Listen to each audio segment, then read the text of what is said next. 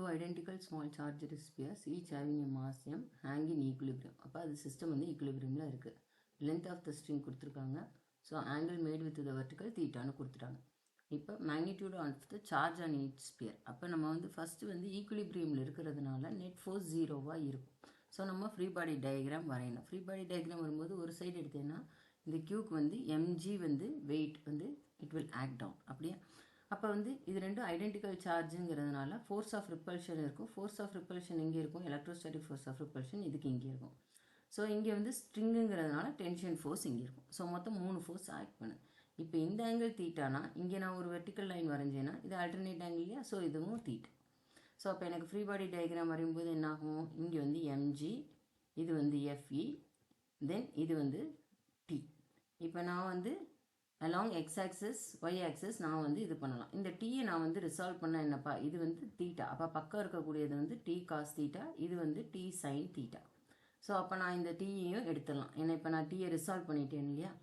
So இப்போ வந்து along x access force வந்து ஈக்குவலாக இருக்கணுமா? அப்போ நெட் ஃபோர்ஸ் வந்து ஜீரோவாக இருக்கணும். அப்போ T cos theta equal to mg. கரெக்டாக? அதே மாதிரி அலாங் எஃப்ஐ வந்து ஜீரோவாக இருக்கணும். அப்போ வந்து டி சைன் தீட்டா என்னது? கே கியூ ஸ்கொயர் பை இதுக்கு டிஸ்டன்ஸ் என்னது? ஆர்ன்னு கொடுத்துருக்காங்க, ஆர் ஸ்கொயர். ஸோ இப்போ இதை நான் வந்து ரெண்டையும் வந்து டிவைட் பண்ணினேன்னா எனக்கு என்ன கிடைக்கும்? So tan theta is equal to k q square by r square into 1/mg.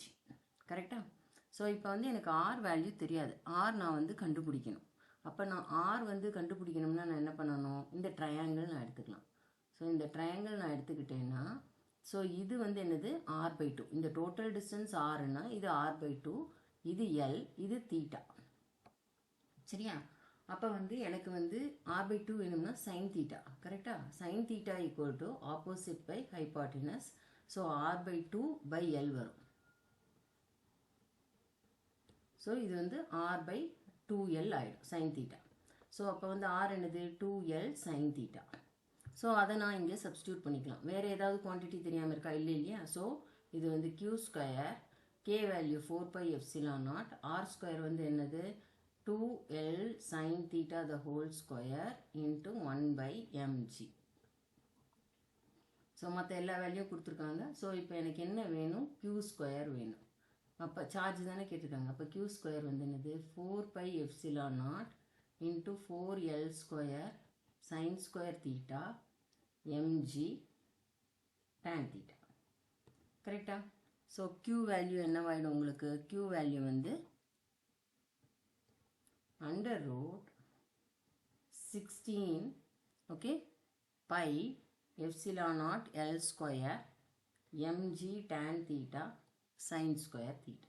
இதுதான் பாயிண்ட்ஸ்.